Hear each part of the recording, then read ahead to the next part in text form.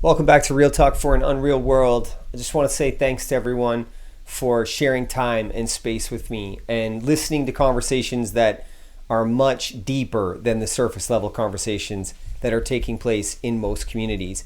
And I have just chosen to become an example of vulnerability and openly discuss the difficulties that I have traversed in this life because I know that all of us are traversing our own difficulties in our own way. And I feel like the best way we can grow through that is learning from the experiences that we have gone through in our own unique experiences and sharing about them. So that's what this podcast does, is it brings on people that are okay to bear their deepest, darkest feelings, which I believe is a beautiful way to transmute them from darkness to light. My guest today is Graham Robinson. He is the author of Pain, Loss, and Desire. And he comes on today to share about abandonment. From a very young age, he was abandoned as a child, and he abandoned his family, and he began to run from his problems, as many of us do. And that led him to some very difficult experiences in this life of abuse, sexual abuse, and an inability to create authentic relationships. Graham's a wonderful human being who today is the facilitator of a men's group called Real Experience, where he encourages men to come on and talk about emotions and emotional traumas to help process and break generational trauma within their life. He's a very cool man, and I'm very grateful for him coming on the show today and expressing himself from a very authentic perspective so that we can learn from him. So I hope you enjoy the episode as much as I did having it.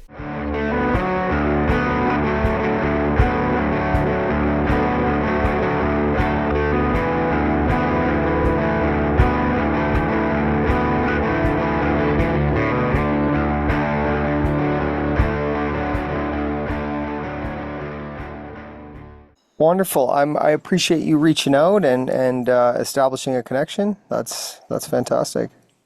Ah, it's a pleasure. I was impressed with the work you're doing. When I was sort of writing the book I wrote, I didn't understand about the lived experience whole thing, and as I went on, I started to understand that.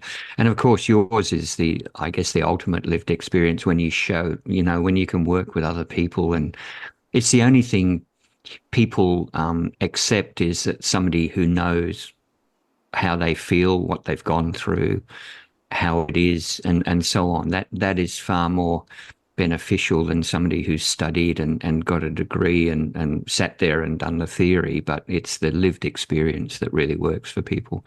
And that's what I've been discovering. So I was just amazed by your story. So it was great.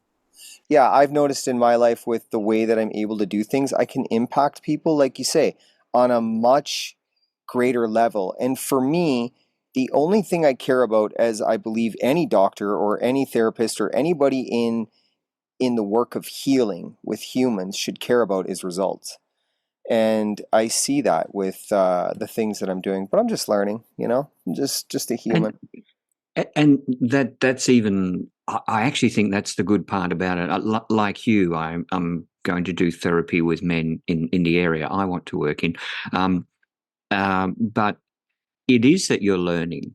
And that's the authentic part of it, that people can see you can make mistakes and even say sometimes the wrong things, or not work the best way you want as you learn.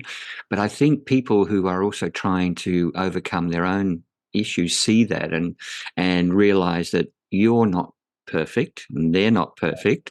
And so that, I think that also is a benefit in many ways. But yes, I mean, I've been told. So I knew nothing about. So mine is early childhood trauma. So it's different to this journey you've gone through. But I knew nothing about it at all, and I'm much older than you, and I'd never even heard of it until I wrote the book and problems came up, and then I started trying to find out what was going on with me, and then discovered this stuff. And now I've come to realize just how many people will suffer from it, and also the impact it has on you as an adult. And of course, now I start to see it in so many people. When you talk to them, they open up. When you start talking about your own experience, they start to open up and tell you that they had a similar experience or something along those lines. And it's just amazing how those conversations come very quickly. It's as if you attract people who want you to talk to them about it. You know what I mean? Like, Yeah, they come out of the woodwork. yeah, like and I think that there's a demand over the projection of the last, 50 to 100 years for us to pretend to be people we're not, because if we Yeah. look back, generation to generation, like your generation, then your parents' generation and their parents' generation, never has it been acceptable to talk about how we are feeling. And Mm. certainly the understanding of self-love and self-care, if we go back, 3, 4 generations, it's just as confusing as it is today, and that's because it was highly undervalued. But I believe that you and I are in the same field of work, because everything that actually happened with me was the result of emotional traumas. Like, and Yeah. and Yeah. I believe that that is the core root issue of anyone experiencing any form of addiction whatsoever. Anything that'll distract you from uncomfortable feelings or an inability to process experience on the inside will, become habitual in the necessity to distract from that inability to do so. And that's where we do find readily available substances, alcohol, even gambling and porn and food. Sex, all of those things. I mean, in my case, it was. To be quite honest, I left home and school when I was 13. In my case, was running away, was leaving everything, and it's still been a trend of mine through my adult life that I couldn't. I had no boundaries. I had no love or anything at home, so I was unable to build relationships as I matured. And had, even though I had relationships, they weren't good. I always felt that I stood outside of them, looking in, and that's always been my life. So, although, to be quite honest, the only drugs I remember, in Sydney, I was in an apartment block, and I went to a party. Somebody took me along, and there was, a Jamaican guy was there, just come into the country, and had a block of hashish, and it was sitting in the cupboard. And remember this, we're going back now to 70s, okay, when hashish was all the thing. And he unveiled it and unwrapped it from this foil, and I spent most of the evening in the bathroom, just completely ill. So since then, that's my drug experience. So mine was very different. In that, I from a kid from 5, 6, I was always out of the house because it was safer, and so that's how I. That's what and then I filled it with work, and as I grew up, and being a control freak, and all of those things started to happen as well. But you're right; it's exactly right. The hole needs to be filled, and sometimes, sadly, that is through violence and anger too. That's one of them. I'm curious today, do you find yourself having an ability to create authentic relationships today? They're better. So obviously, my 3 children, those relationships are great. I mean, even though I've divorced, I'm able to have a loving relationship because I made a real effort to make sure they knew I loved them and I was always there for them, and all of that. It's not it's not ideal still. I find that I still, so one of my one of my processes was I'd meet someone, get involved, and then within 3 weeks start looking for reasons to find an argument to end the relationship. And that was a circle of constantly happening. Don't do that now, but I'm also very much aware of not getting into a relationship unless I'm really feeling like I can have an adult relationship. So it still has its impact. That's interesting. I have very, very similar patterns and behaviors in my previous life as well, because anytime someone was getting close to me, I would figure out a way to burn the whole thing down, and Yeah. really turn the attention onto ways that would have them believe that they were the problem, because it was just running away. I Yeah. ran away from my feelings and my authenticity and my truth from the time I was 10, 11, 12 years old.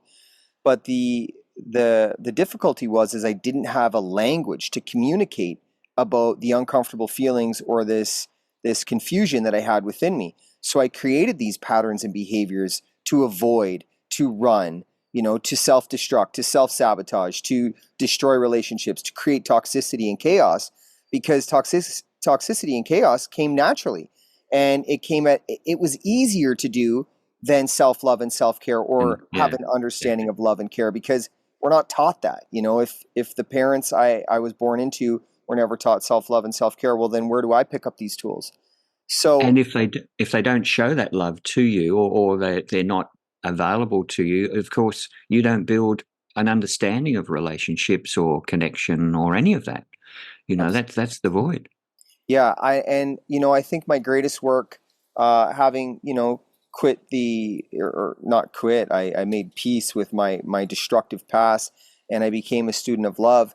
That's a daily practice, of an awareness of understanding of self and self love, and how to use love as a tool in very difficult situations and uncomfortable feelings and experiences.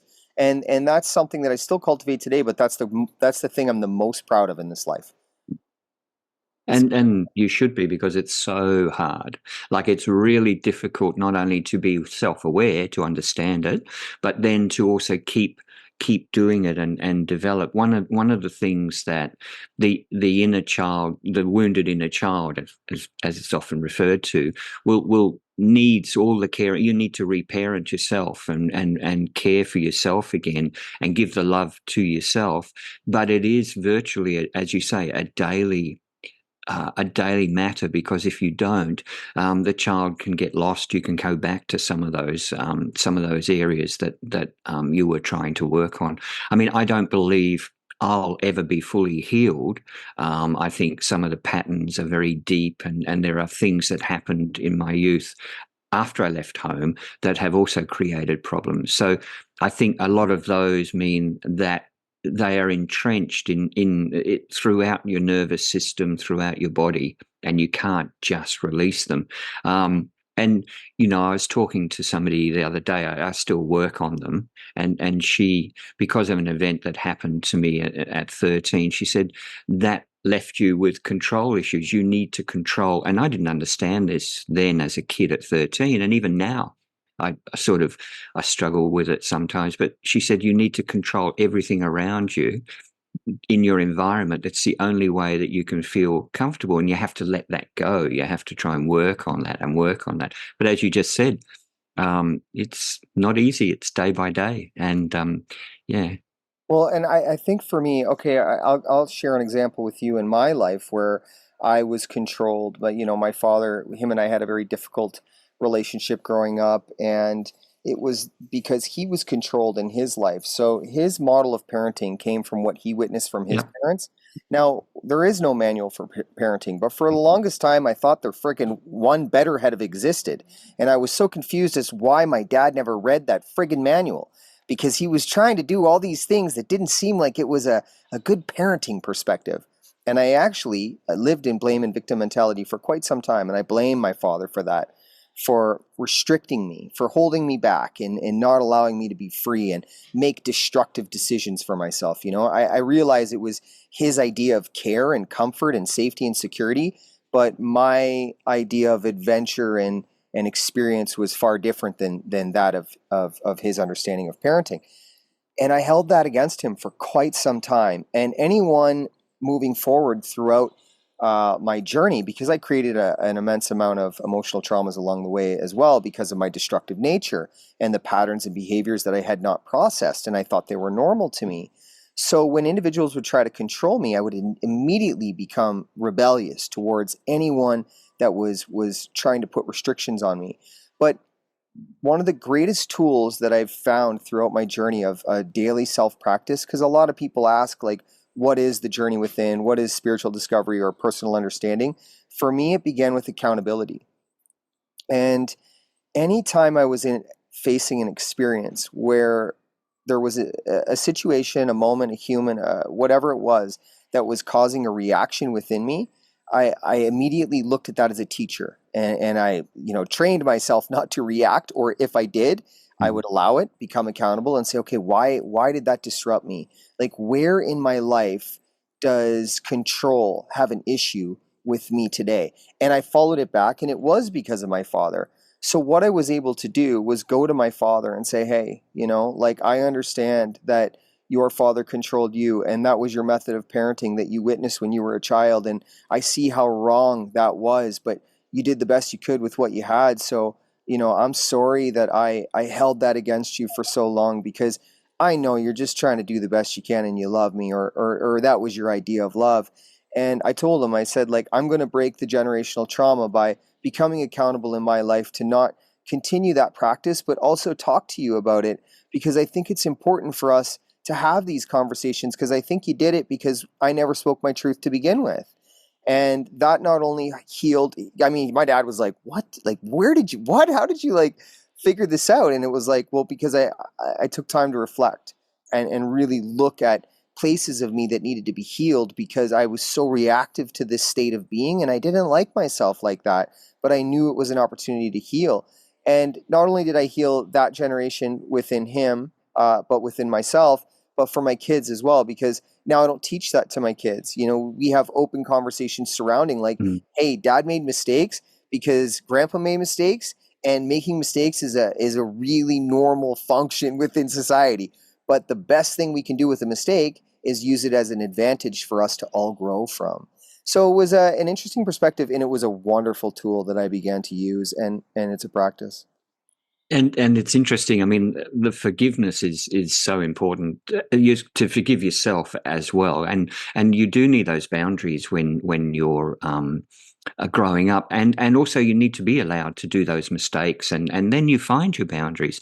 But I, like you, my father actually was given away by his father and given with his sister to another family who I met when I was a very young kid in England, and they were very austere, very like Victorian couple. So when I look back, then it didn't make any impact to other than I was scared of her. But now when I look back, I realize he would have had no love. He would have had nothing. And in those days, it was so bad that my sister found out all of this when she did some genealogy and traced him back. And he had this whole family living in Wales that he never knew existed. And then he told us this story of this man who came to England and took him out for the day, an older man. And we're talking around towards the end of World War II. And what he found out much later was nobody told him, but that was his brother. And his brother died not much later in the war. And that was the only time he saw him, but he never knew it was his brother. He thought it was just a visiting friend.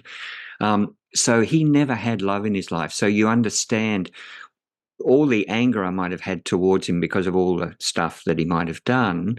You look back and you realize he didn't know anything else. His option of living was just provide food and a house for them so you're safe and secure. But the love and that connection stuff, he never had it. He couldn't provide it. And that's the truth for so many people. To this day, that is a very normal, common practice. We may not be going to wars as common as we were back when your father was a child, but certainly the idea of parenting today means clothing, food, shelter, and transportation to say sports facilities or an education. Like, parenting is so much more than that. Those basic functions of life, sure, are a requirement for a child who doesn't obtain a driver's license or, have the ability to incur wealth to purchase its own food, for sure, absolutely.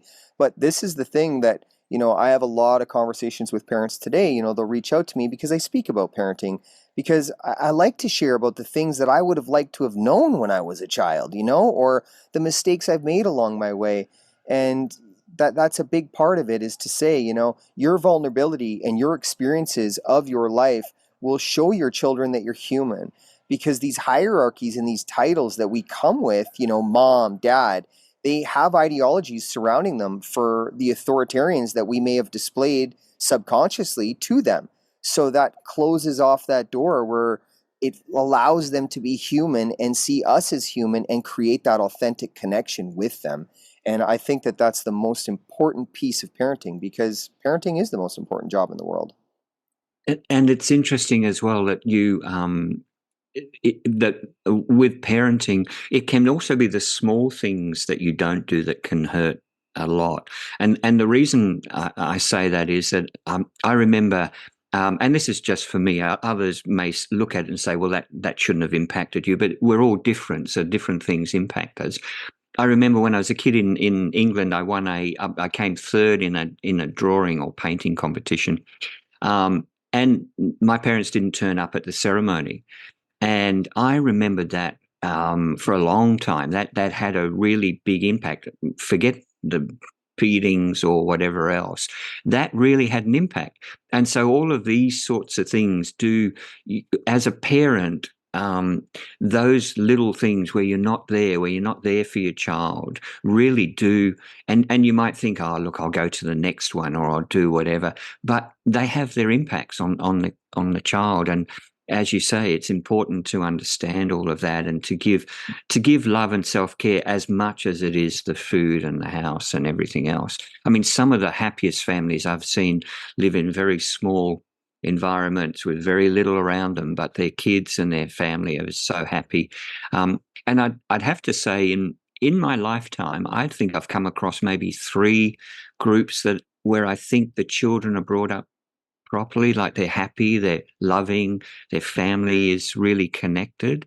There aren't many of them though, and that you come across. Yeah, like the systems that we're sort of brought up into are, people like to blame the system in the way it is and how we're so busy all the time, but the system isn't making us busy. We make choices that have consequences. And if we value, things external from us that take our time and energy, when that time and energy could be put into like having a proper dinner at a table, like it doesn't even matter if you're having crackers and cheese. If you got 4 people at a table having crackers and cheese together, laughing, cutting cheese together, setting the crackers out, making memories, checking with each other, like you've got it all.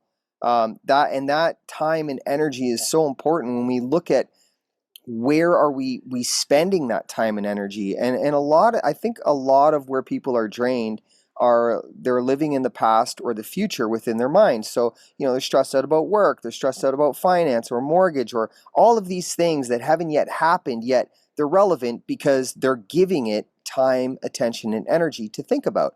But if we just really, I understand that it's so difficult for so many people, and I went on this journey myself to live in the present moment. You really see how free you are from all of which has not been done yet. And the people around you are the first ones to benefit from it because you have so much liberated time, but energy as well. And liberated energy, clean, clear energy is just so beautiful, and it's a gift. And that's a lot of what I talk about as well, is how to obtain that. And it also helps, as you say, attract people to you. You mentioned sitting around a table with cheese and crackers. Just as an example, I remember when I was growing up that on maybe 2 occasions, my father would join us for a game of something like Monopoly or something else. And I remember I would be so excited that he was there. And then when he would stand up and leave, I would feel so, sort of heartbroken or disappointed that he was going, not because he did anything, but because it was showing attention and we got so little of it. And so, as you're right, I mean, it doesn't have to be a huge banquet or taking everybody out to a special event. Just sitting around the table, even chatting, and as you say, sharing something like cheese and crackers can be a momentous occasion for a child, that they feel part of everything. Yeah, I think that's the most common thing though, is to not be seen and not be heard. And when we think of trauma and we talk about trauma, many people have their mind quickly associates to physical and sexual abuse. And it's like, okay, yes, that's traumatic, but trauma is whatever is traumatic to the human being. And not being seen and not being heard in any generation at any time is traumatic, because we've come here to try and understand love. And if the individual that tells me they love me is constantly busy and never has time to be in the same space as me or finds it awkward to be with me, well, then certainly I am creating a misunderstanding of love within myself, and now I'm confused. And it's very difficult for us to speak our truth, so we carry this with us for quite some time. And of course, if it's ongoing in the family. You create your own reality. So as a child, you create another a reality. And I mean, I just using myself again. I would go into the fields and the forests, winter and summer, and play on my own, and always play the hero who protected everybody. And because you wanted to have that feeling, and so it and that's what you do. You create another reality, and of course, then you talk about true self. That's what you lose. As a child, you lose the true who you are, the curious, the interesting, the happy. That little child then changes to somebody else because they need to protect themselves, and that's the great shame. And finding it is then, as you grow into adulthood, it's not that easy. That's when you have to do the sort of work you've done. Yeah. Yeah. And I think that that's where a lot of people look at my story, 23 years of drug addiction, homeless, 16 years with the needle. Like, yeah, it visually, and when we hear that, the idea that we have surrounding that journey, it sounds very difficult. We have a visual display of what that kind of addiction looks like in society, but really that was the action of the distraction from myself.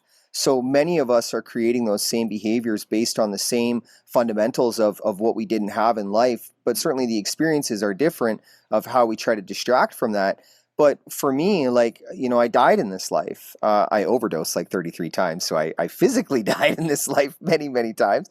But I when I was in when I got out of jail and I had this awakening and I had surrendered my love to I surrendered my love to Jesus, but what that meant was I surrendered myself to love. I didn't surrender myself to religion or a Bible or a conformed way of life or a pronounced way of life, because like I'd explained before, rules and regulations, they still don't fit this philosophy today unless they're that of love.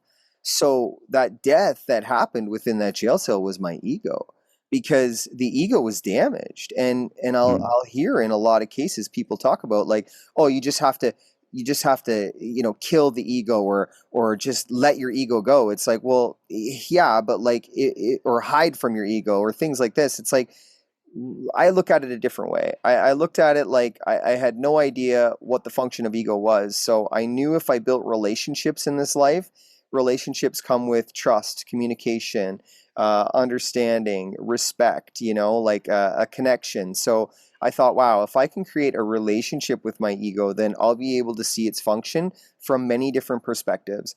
And that way, when my ego does get damaged along the way, that's okay, because we'll be able to learn from it together. And that work, yes, is difficult. But when we value things in this life to be anything that we want to be, I think that that's where it begins.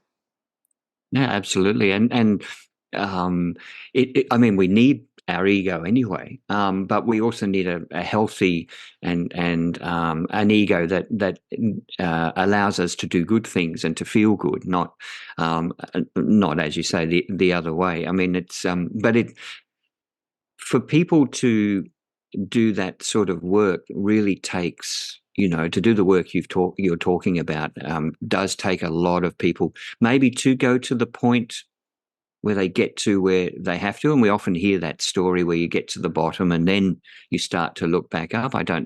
It's not always necessarily true, I suppose, but it's such a big piece of work to even look at yourself when you're down and things are tough, to look at yourself and actually start to think about what's going on.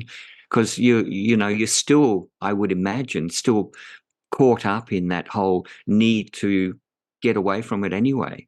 There would be that conflict, I would imagine, going on, that you still need to find ways to ease the pain that's inside you whilst you're still trying to heal.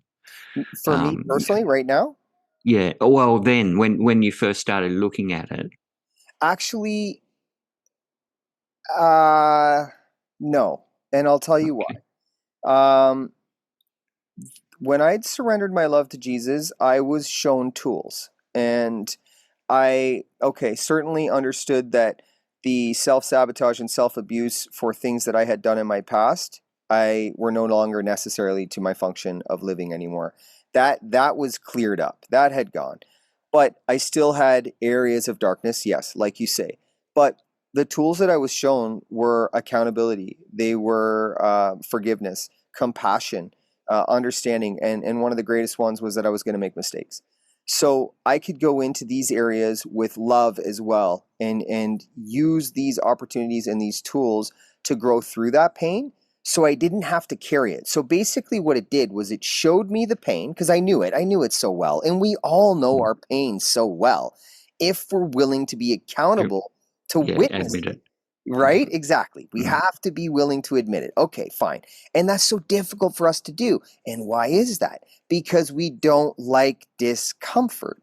Anything uncomfortable or anything that would have us feel something authentic and raw, we hide from. And that's just a practice from our emotional upbringing as a child, because we are not brought up in communities of healing practices.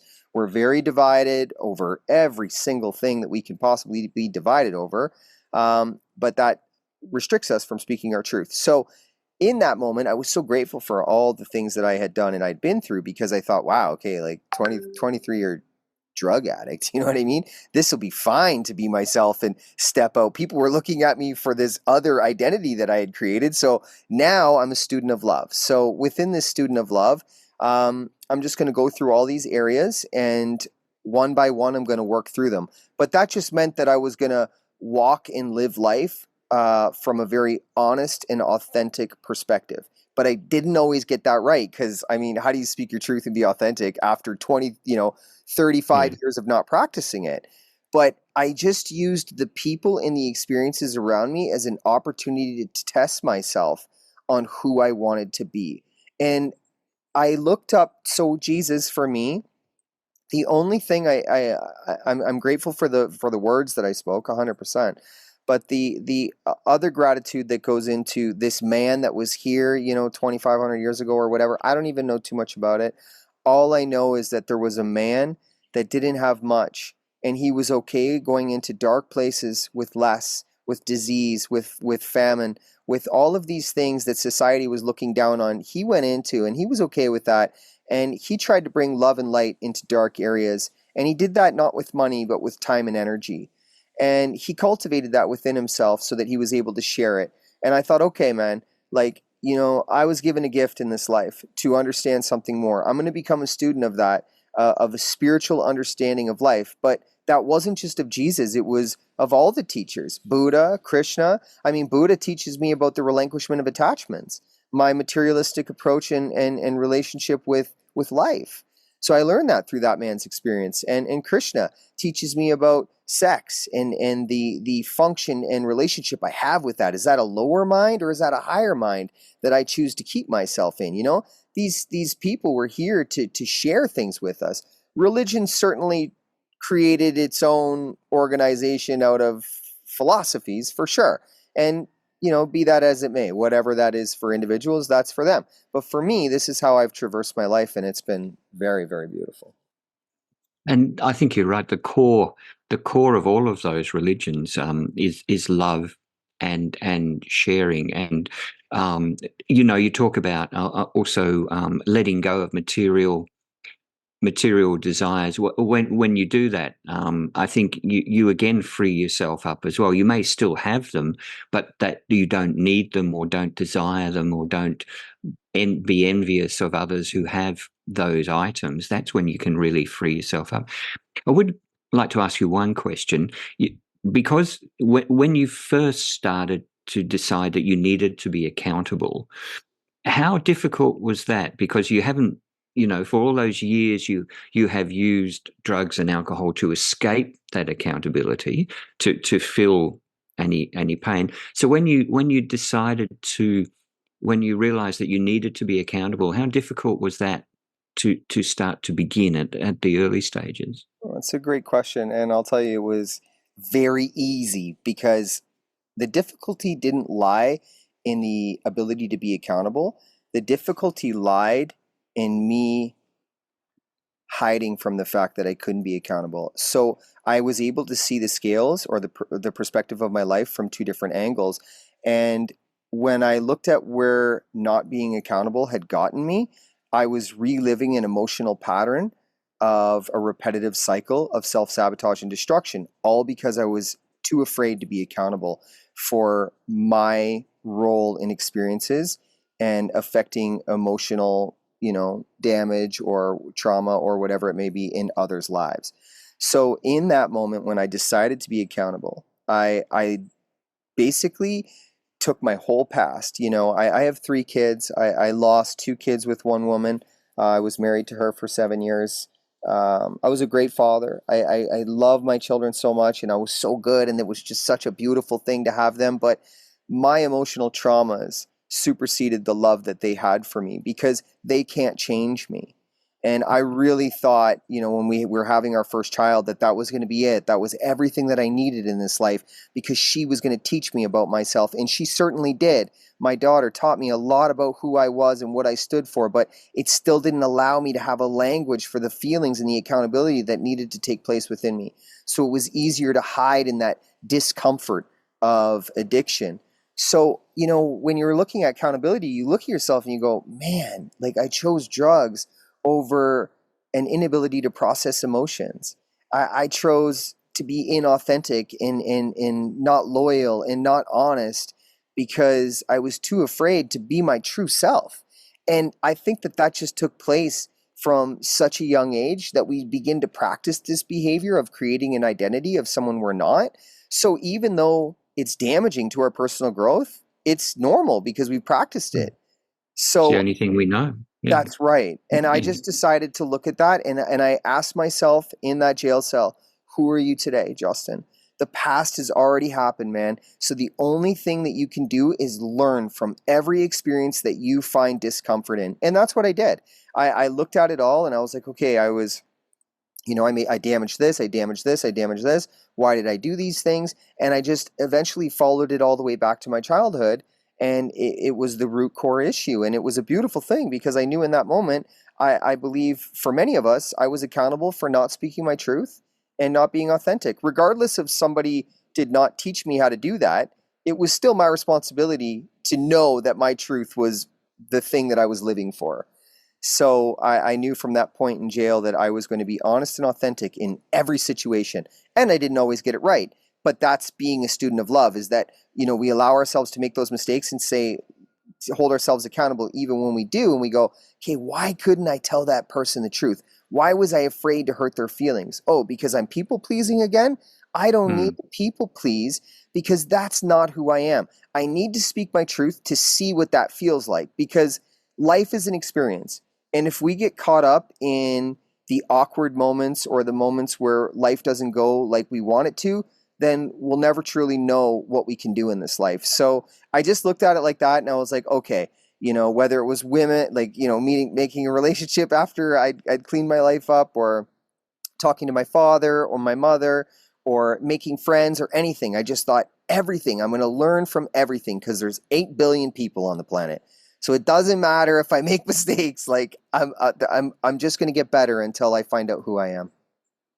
It's great, and yeah, and that's what I said at the very beginning. I think your story is quite amazing. I mean, and look at we both realise there are lots of people who have gone through lots of things, and they're working hard as well. But I mean, I don't particularly like the word inspirational, but it is that sort of stuff that where people realise you have to put in the work too. It's not going to come easily, as you've just described. But when you do, as you say, the benefits of living who you are, the real you, I would think are enormous. And I don't think I'm nearly twice your age, I think, but I don't think I'm really I'm getting there, but I don't think I'm living the true me yet. There's still these things that I'm balancing.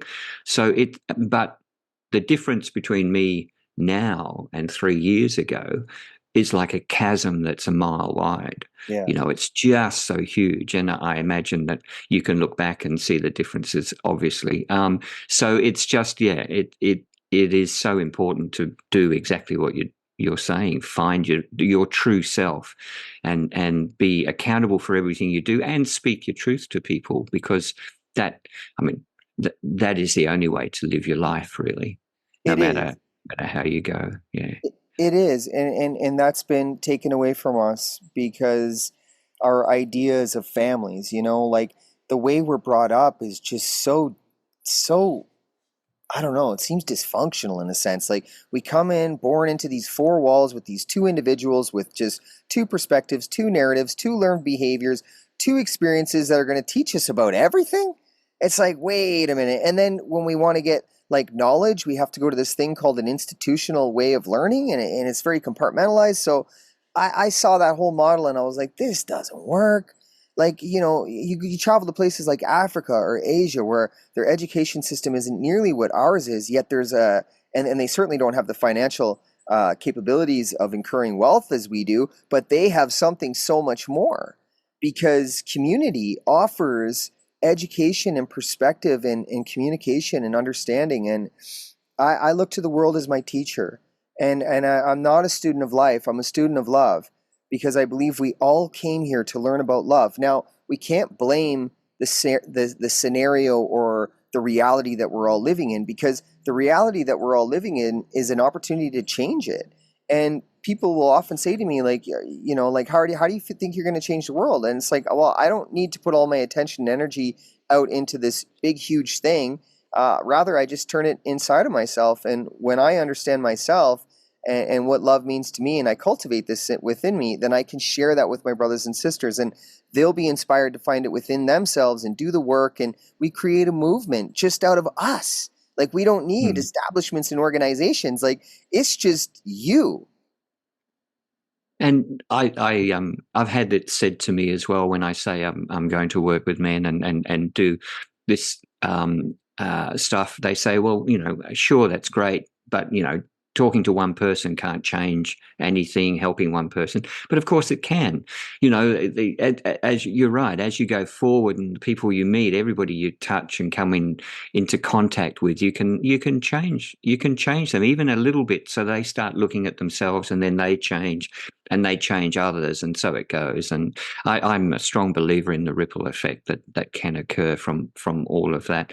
And I think when we started this conversation, and you sort of talked about how families were set up generation after generation, and it's interesting and it's very European, unfortunately. But when you think about indigenous cultures 40,000 years ago, 20,000 years ago, perhaps they had it right in the fact that they were a community, and they all raised both the children and looked after the elderly, and they all cared about everybody in their community because they're all important. I know, obviously, very different scenarios, but that sort of thinking is what we need to have that community that looks after everybody in that community and raises them as their own, basically. I absolutely agree with you, and I am working so hard to be involved with Indigenous culture. I mean, let's be real, Europeans came over into these, countries, whether it was South America, Central America, or North America, and, we came in the name of the church, and the church's first motive was to assimilate cultures to follow a certain narrative and practice. And when that didn't work, we just created genocide on a way of life. And we are currently all living under this systematic ideology of a European culture. And that's okay. It's no blame and victim mentality. What took place, took place. That's fine. But we have an opportunity, like you say, to look back on these cultures and say, wow, they worked in relationship with Mother Nature, and they seen the value of sustainability, but not from profit standpoint, of a place of love and peace and a mutual respect to give energy and receive energy and create some beauty. And I think that the machine, or this systematic way of life that we're trying to find purpose within, is so dysfunctional within the human, like the ability to be an organic human within it, like function. It's because it's like forced labor in a sense. There's no real connection to something more. And I think that that's what a lot of people are seeking. I absolutely agree. And as you say, it was the connection in Australia, our Indigenous call it connection to country. And it's so important, and respect of that country, and support of that country, which is what they did for thousands of years. And we can learn, but we are slowly, even in this country, we're starting to now appreciate that. But it is a very slow process, and the European model doesn't work, and hasn't worked. And so, I have great faith. I like astrology. I often follow astrology, and we're moving into a different dimension. We're moving into Aquarius, and we're moving into a dimension that should hopefully bring. I mean, we can't see it with what's going on in the world at the moment, but over the next 10 to 15 years, hopefully things will move in the right direction. But we certainly need to do that. There's just too many hurt people on this planet at the moment. Yeah, and you're right. There is an absolute shift happening since the age of Aquarius has come into fruition. And myself with the miracle, or whatever we want to call it, that happened to me. I mean, that's what it was. Like, holy, I spoke some words, and then these actualizations took place in my life. Obviously, it took action for me to complete this fruition and maintain this course of life. But this, I'm not especially unique. Like, this is happening to many people. Mhm. And I think that what we're witnessing within the reality of society right now is the end of a systematic way of life. And it's extremely difficult because the powers that be also know that the systems are crumbling and they're defective in every form, in every area, in every continent.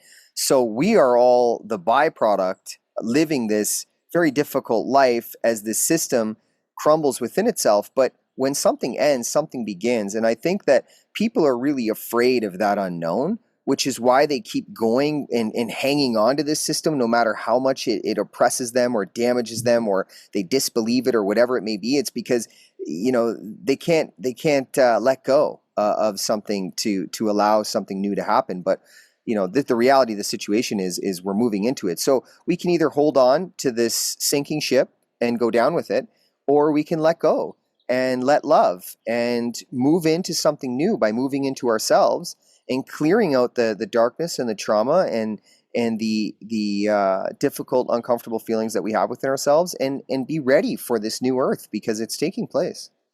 Yeah, and I think ultimately, the success will come from love and care, and because, as you say, the old institutions are crumbling, and they're starting to crumble quicker now. You can look around the world, and they're starting to actually crumble quite quickly. And yes, something that's taking its place may not be the final.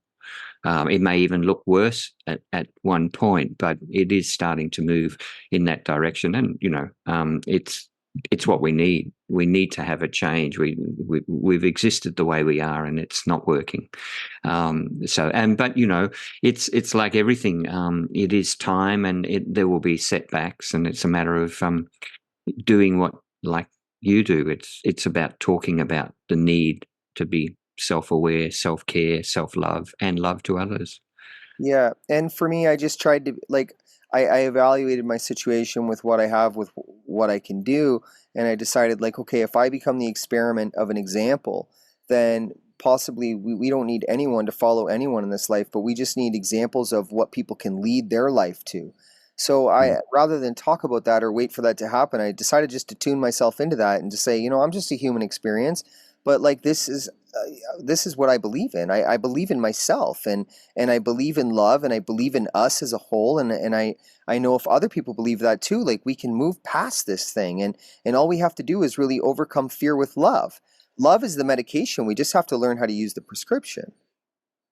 And we just and we have to give it out without expecting return, or and to people who aren't comfortable with it. And there's a whole, it's just, as you say, existing in that moment. So but it's still amazing, the things that you may have gone through to achieve what you're doing.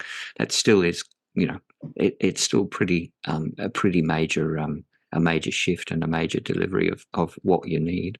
Thank you. I That's think great.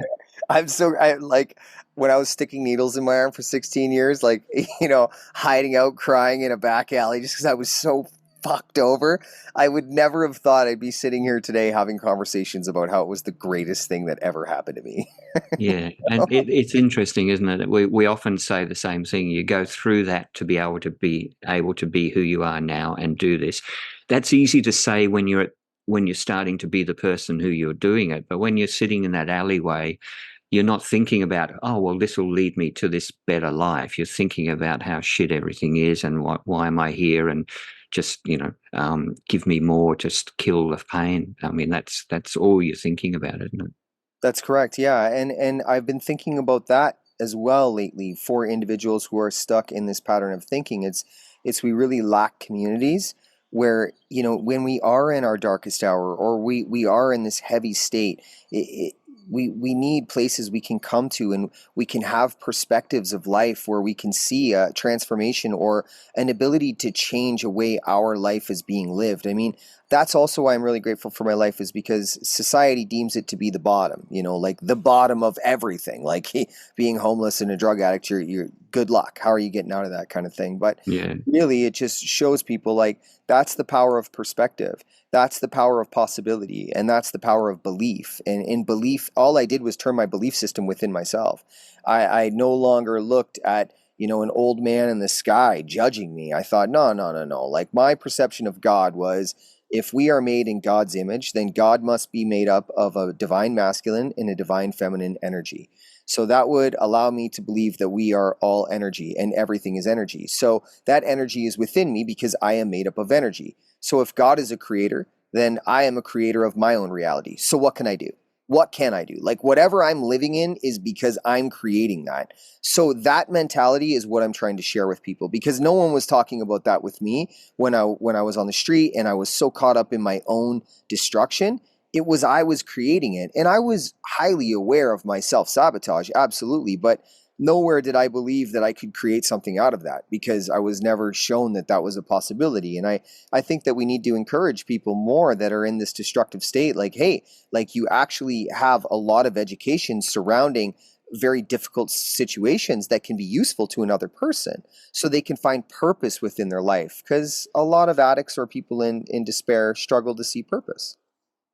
Oh, I would imagine, absolutely. I mean, and you mentioned it's not only drugs and alcohol; it's gambling, it's addiction to a whole range of different things. Addiction to work, being a perfectionist, that also can have dire consequences, not only on their family but your own individual personality. So yeah, it's all of those things, and as you say, seeking a way out. But it is. It is, you have to have that focus, you have to have that change in you, don't you? And see. Yeah, and for me, like you were saying before about, often we need these transformations happen when we're in our bottom. It's my purpose to figure out an algorithm or become an example and find the creative, perception of how to alchemize a very difficult experience for many, many people, so that I can't change people, but I can offer a perspective or perception of life that would have them inspired to do the work within themselves so that they can, Yeah. overcome that at a very rapid rate. And I think that that's what I live for these days is that. And, a lot of us feel like we're so drained from work, but what I tell people that are at employment, which is freaking everybody doing something they don't want to do, it's like, yes, I realize that we're all part of this system that makes us do things that we don't want to do, but that's just one side of it. You can go to work and learn about yourself every single day. You use every opportunity with every situation to speak your truth, to be authentic, to figure out energy, to see humans for humans. Now, if you can learn about authenticity, you can learn about honesty on someone else's dime. Like they're paying you to learn about yourself. Of course, we have to do the job, but you get pretty good at the job, after the first couple of years. So you go on autopilot to do it anyways. Why not do something else at work? And again, that's just, discipline within one's life. And the lack of discipline is where we are all sort of finding ourselves within these comforts and complacencies, and how that is damaging to our personal growth. Yeah, I mean, you said it before, change is something that we are not good at and don't like, whether it be the world, whether it be our individual selves. We struggle with it sometimes, but yes, you know, you just do need to do that. But you know, I look at that so much. It's like, how many humans are going to this thing called a job every single day and they don't like what they do? Like it. They hold on. So their life has become so emotionally unstable because every day they go and do this thing they don't want to do because they're too afraid to quit that job for fear of financial whatever, you know, or what society will view them as, to take a chance on themselves. And that's what I did. I always just took a chance on myself, even when I was in my destructive state. It didn't matter. Like, I was partners in companies and all these other things because I was always moving to this to try something new. And sure, a lot of the things that I was trying were not good for me, but I experienced a lot.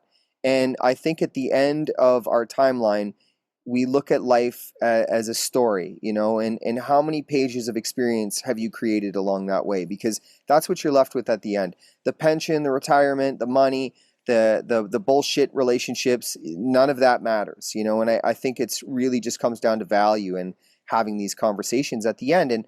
And you and I having these conversations today really puts that out into the world for people to connect with something more. Absolutely. And of course, once you find what you are meant to do, what you really love or want to do, the path is quite easy. You start to spread and it starts to happen for you, and people come to you. And as you're finding the people you're talking to, it happens that way. But we are fearful of taking that step or stepping off the cliff and just doing it. We always want to have protection on the way down and make sure we're okay. And you can't do that. And that's not the way it works. You actually have to take the step and just, as you say, believe in yourself and take on the challenge, whatever it may be. And the interesting thing I know sometimes through my life anyway has been that when I'm still holding on, sometimes the universe comes along and gives me a shove, and something happens that pushes me out the door, and I have to make the decisions and change and so on. And there's been a couple of times that's occurred. And you look at it when it happens as frightening and, you know, I don't want this to happen, and why did this happen to me and poor me? But then when I look back on a couple of years later, I realized that was one of the best things that happened to me because it's led me to this and that. Yeah. So, yeah, it is interesting, the dynamic. And I think it's important, like, a lot of people, when the universe does give them a push, it does push them out of their comfort zone. But, you know, in many cases, we fear that even more, and we pull away from ourselves even more. And for me, that's just an opportunity for us to learn. Like, our emotions are always trying to teach us something. So if we, you know, they're all valid, absolutely. But if we're not learning from them, then we'll just bury them to the point where it will destroy the organic vessel. And mental health is a relevant thing in 80% of homes in their immediate or extended families today, simply because an emotion is energy. And if you don't process that energy, because energy can't be just destroyed, it can only be transmuted. But if you push that emotional energy down within the core of your being, it attaches to the organs in the vessel, and it begins to... Yeah, it sits there and it acts like a hurricane, and it causes problems within your nervous system, within your biochemistry. And this is where we are seeing a direct result with health complications. That, as well as the amount of chemicals that are being fed into the food, absolutely, and the poor water systems for sure. But I believe we are one of the biggest catalysts of our disease.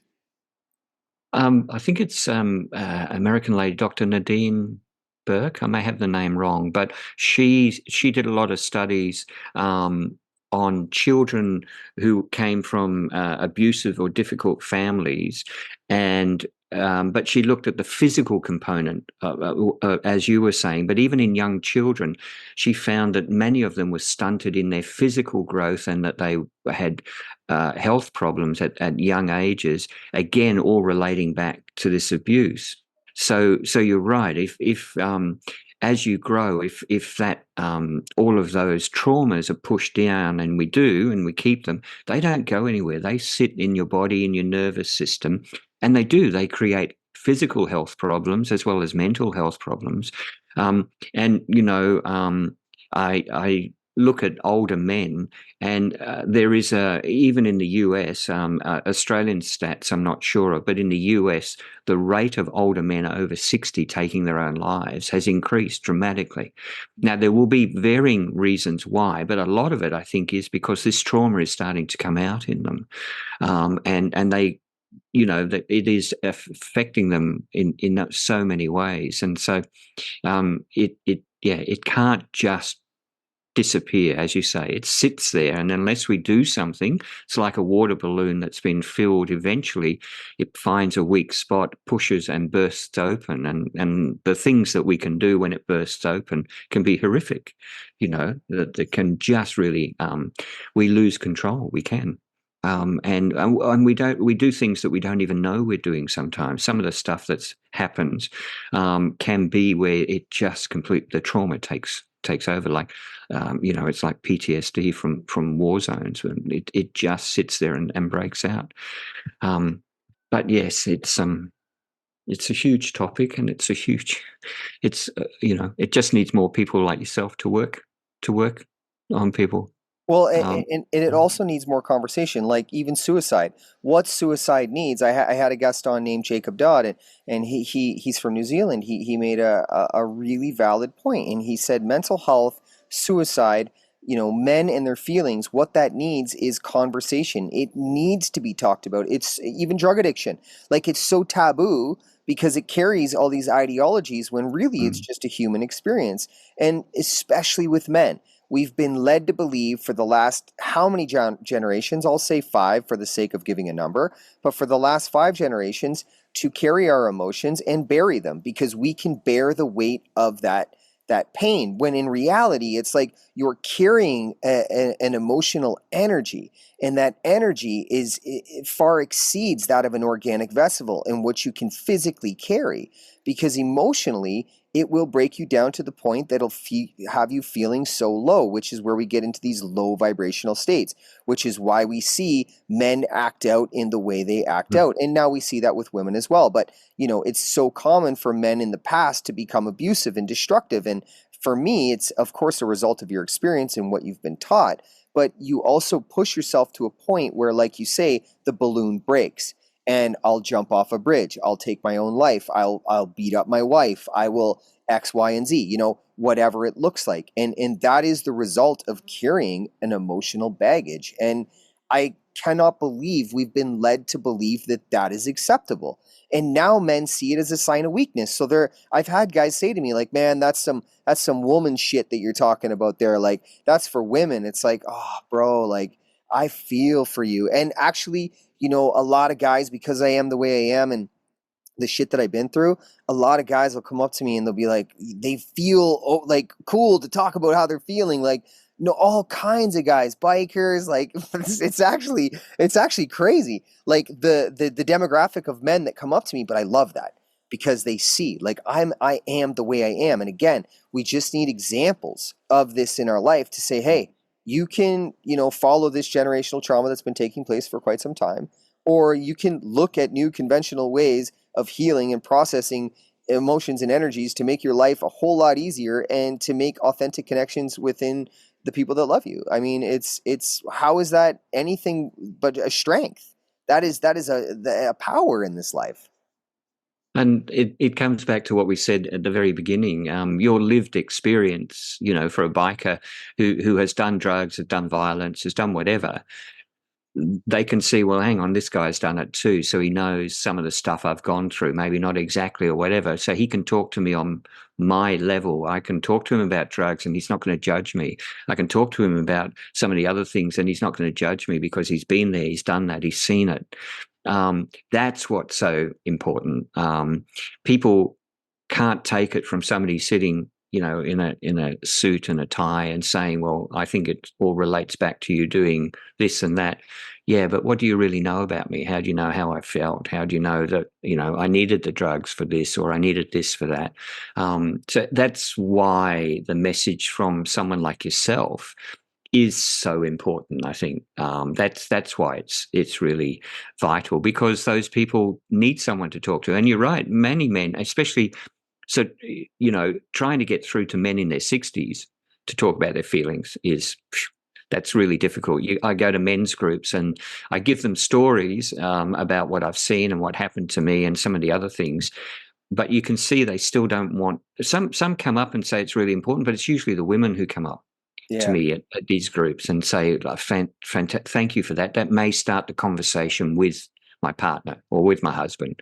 Do you know what I mean? They've got a reason to talk to them about feelings. So, and if that's the way in, then that's the way in, whatever it takes. Yeah, all like I tell everybody, I'm just a gardener, man. All I do is plant seeds.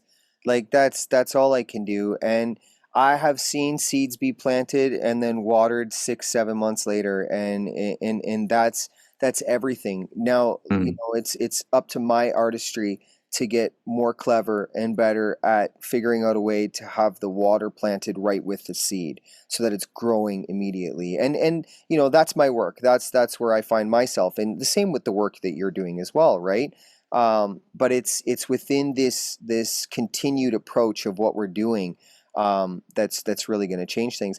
Also, when we look at drug addiction and say, bikers or going against what is acceptable by society in terms of a life, there's a visual display of a rebellion or of something not emotionally correct within these individuals. For me, seeing, people go to work every day and put on this identity or become this person that they're not, and have a mortgage and have 2 cars in the driveway and have kids and be totally disconnected from everything, that to me is a worse situation to be in, because you've done everything society has asked you to do, yet you're still hiding from who you are. So you actually hide a whole lot better because you're fitting in with the rest of society. And that is such a common practice of mankind to this day, because it's encouraged for us to fit into this model,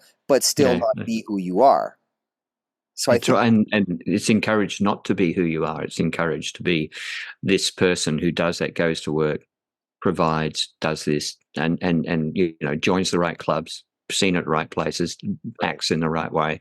And of course, that is now starting to break down. But yeah. It's been amazing to talk to you. It's been great. Yeah, you as well. No, I absolutely appreciate it. Pain, Loss, and Desire. Where are people? This is your book, and this is written out of your experiences. Yeah. So it's a memoir. It really covers some of the early childhood stuff, the reason why I left home at 13 and left school, and then but also in Australia I was living in a smallish town and then went to a big city with a friend, and he took all the money and disappeared, so I was left alone in the city, and it's a lot about that and about what I did. So it's not a memoir in the sense of I went through this and I did this and this happened. It's written as a bit of a novel of my experience.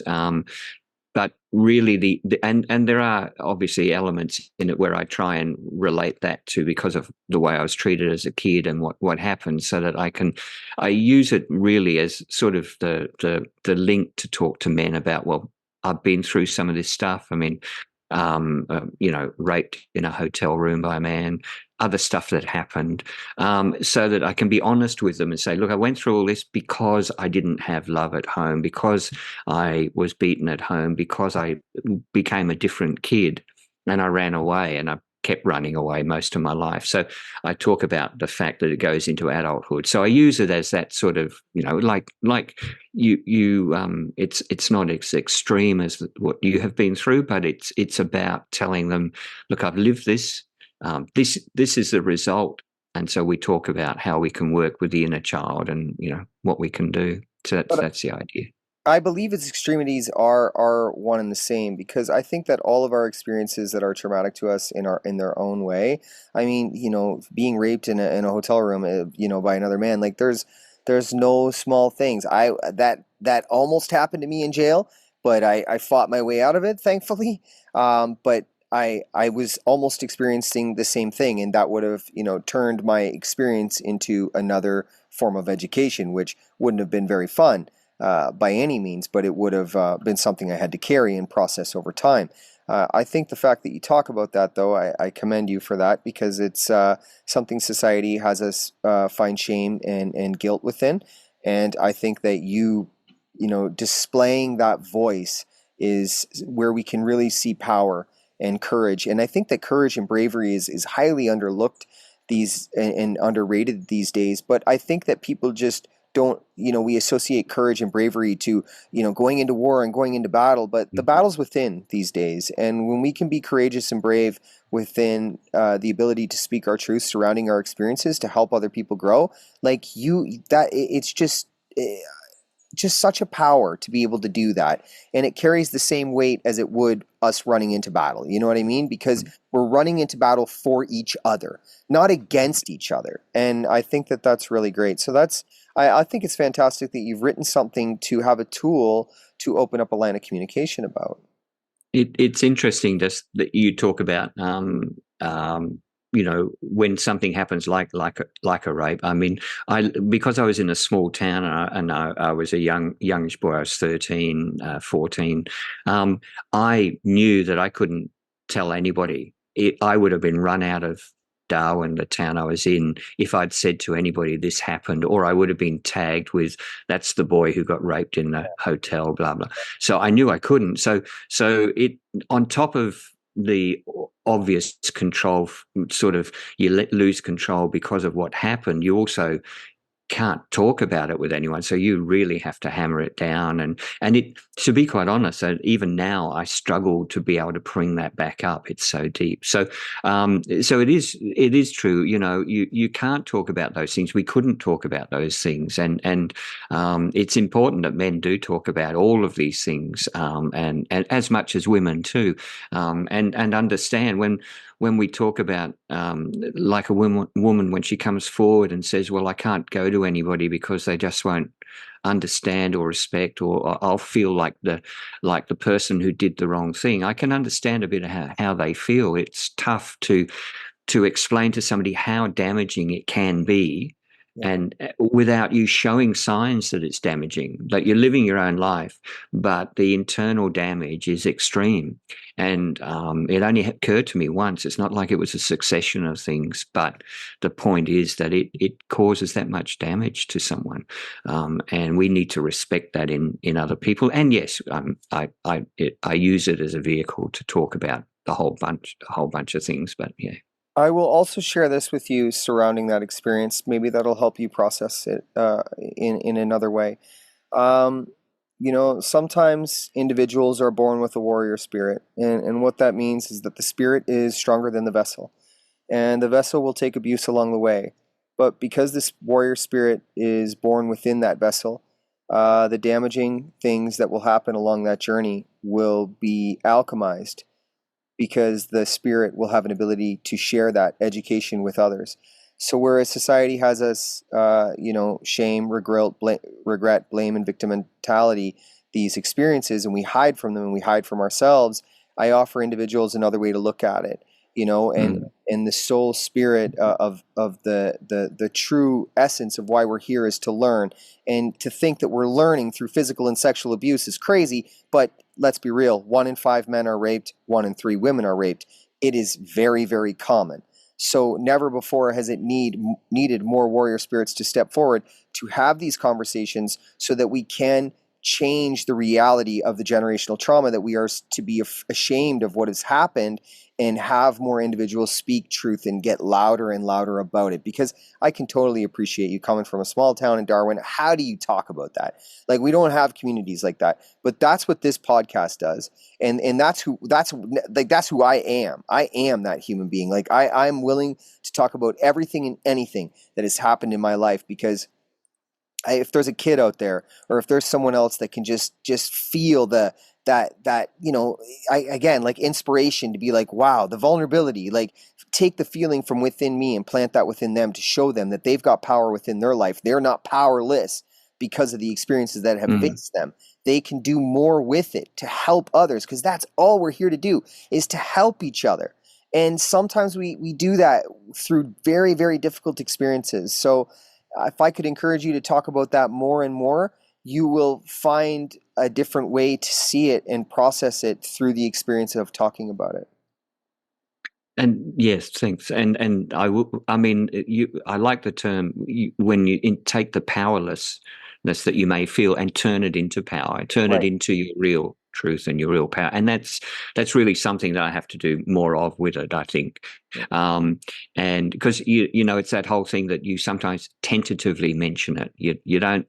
You know what I mean? You sort of go, so this also happened, but then you move on quickly. So the first edition of the book I wrote was basically complete whitewash of everything that happened to me. I read it, maybe I wrote it several years ago and then put it away and then picked it back up and then wrote a better and more in-depth emotional book. But the first one was, as you were just saying, I was powerless to really delve into the pain or of any of it, and pretty much just wrote it like a little boy's tale, like whitewash the whole thing.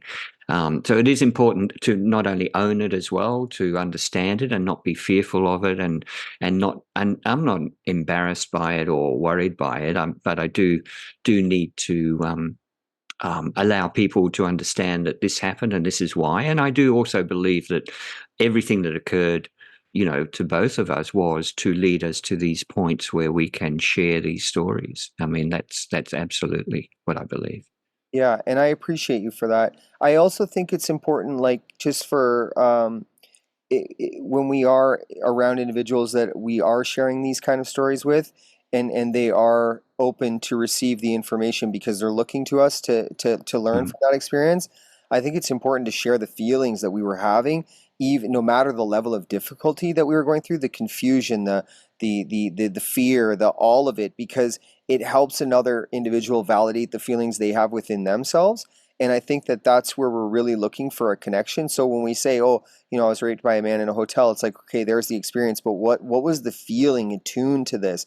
Where were you disconnected from yourself? What was the situation? How do I get myself out of this? You know, because the whole picture is really the wonderful lesson that we can share. And it's like, wow, we've just turned like rape into a wonderful lesson for another human being, because I think that's the way we need to talk about it. And really, if we can create communities like this, like, you know, what you're doing with men's groups and whatnot, I think is just brilliant, because you've been affected in this way throughout your childhood and throughout the course of your life. I think, wow, man, like, you know, ones and zeros of bank account have nothing compared to the purpose of one's life. Absolutely. And of course, as you say, I mean, if you can, when you talk about it, somebody sitting in the audience or sitting in a group or wherever they might be, will go, well, that happened to me, and he's talking about it in that way. So it's, you know, you hope it's time for me to look at it now and do something about it. And there's somebody else, and you know, that's the hope, that people will take that and use that to do what we've been talking about, find the truth of it and find a healing and get some ability to understand themselves and work on that. And That's the goal. yeah, that's the goal. And there are organizations, I mean, when we're looking, like, let's say we've experienced physical or sexual abuse, or, you know, we've experienced prison confinement or confinement, whatever it may be. There are organizations in cities, in towns, that are advocating for individuals to step forward. So if people are looking for a way or a place where they can alchemize their difficult experience into something beautiful and step out and be a voice, like, there are places that are open to have lived experience come on and talk. I'm finding this out in my life. Of course, mental health and addiction were a large part of my life, but I really am creating a community with individuals by having conversations with you and my other podcast guests, that have been through very difficult things, so that we can be a voice together, you know, and we can affect many lives and many different traumatic experiences by being voices and stepping out. Because I think that's, you know, that's how we're changing the world. That's what we're doing. I love my brothers and sisters. I love every single human experience. Even you know, people say, well, how can you love the politicians and the organizations that are on this planet? Hey, man, like, politicians, if you look at their childhood, you know, growing up into these families with power, they were never seen and never heard, which is why we have large demand for an ability to be seen on these platforms. And they've been led to believe that being born into these powerful families means that the other people below them are less. So can we really judge an individual for what their learned behaviors are in this life? Rather, I look at it as an opportunity to inject love into that system and not give up on anybody. Yeah, and it's a great viewpoint too about, because people will reject the politician or all of those people or the CEO of a big company, but he's whatever that, but they've had their if you trace it back and sit them down and talk to them, they've had their childhood issues as well, and that's what's driven them to the point they are. So just because they have a lot of money or they have a lot of power or they have whatever it might be, does not mean they have, as we know, a happy life, and their family doesn't have a happy life. So yes, we need to understand all people and understand that everybody needs the sort of love and self-care we're talking about. Absolutely. I appreciate you, man. I hope No worries. we turned this 30-minute conversation into a podcast episode. I've learned to just hit record in the beginning because sometimes these beautiful conversations just transpire, and I missed out on a couple, and I was like, I'll never do that again. So it is always wise to hit record first and then worry about whether you can use the stuff later. Yeah, that's it. So I appreciate you so much for making this conversation so just filled with wisdom. I mean, I've learned from you, and that's really my greatest thing is when I can bring people on here. I mean, I have these conversations for me, and other people, if they can learn from them, which I'm so grateful they do, it's just a wonderful side effect. I also want to... you've given me a lot to think about. Thank you. I appreciate that. I also want to point out your real experience, your RX symbol is amazing. Well, so that's the consulting group I'm trying to set up to help with men. So that's what it's called, Real Experience Consulting. But yeah, I'm not overly creative, but I quite like that. So I love it. No. What do you mean you're not overly creative? You won the friggin' painting thing when you were in third grade. Yeah. Hey, listen, when I tell you it was a picture of the Beatles, you'll realize how old I am. But I was very, that's the only time I've won an award for a painting, let me tell you. It was, I wish I'd kept it. It was one of those things, as a kid, you don't, but I wish I'd kept that. Years later, I got to see Paul McCartney playing live, but that's as close as I got to a Beatle.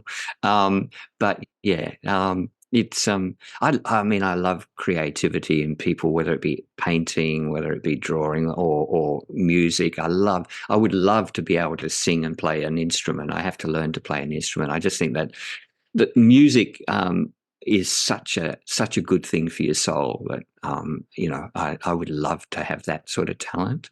But we're given certain gifts and we have to live with those. Yeah, and do you mind my asking how old you are? 65. Yeah, man. Listen, I'm going to tell you, as an individual having 65 years experience on this planet, I respect you immensely for breaking generational trauma and old world ideologies and patterns and behaviors and stepping out of your comfort zone and going against what many of your generation find normal. I appreciate you that. I appreciate you for being an example for that, because at 65 to speak the way you do and to write a book about your experiences and to be open and vulnerable about that, we must see that as an award in itself. So I believe you've achieved a very wonderful award in this life, and that should free you up time to learn a musical instrument. No worries. Thanks. Thanks, Justin. I'll probably pick up the recorder or the banjo or something. Anything, man. I'll be there at your first recital. I will definitely be there. First live gig, you get a free ticket. Nice one. Okay, man. I appreciate you. Yeah, you too. You have a great day.